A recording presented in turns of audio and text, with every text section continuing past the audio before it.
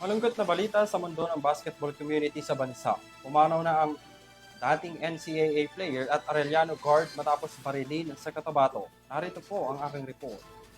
Ang dating Arellano University shooting guard at MPBL player na si Ken Fred Kentoy Segura matapos pagbabarilin sa Pulang Lupa, Emlang, Cotabato.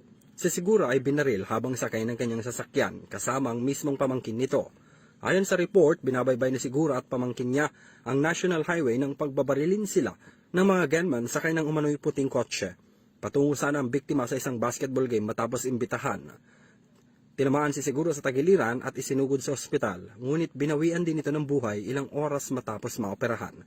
Naiwan niya ang kanyang asawa at 2 anak, kabilang ang isang buwang gulang na sanggol. Kasalukuyang iniimbestigahan ng mga otoridad ang insidente para matukoy ang motibo at matukoy ang mga suspect. Nakilala si Ken sa bansag sa kanyang Mr. Piso Piso. Para sa Euro TV News, ako si Henry V. Nicolas, sumasaludo sa bawat Pilipino.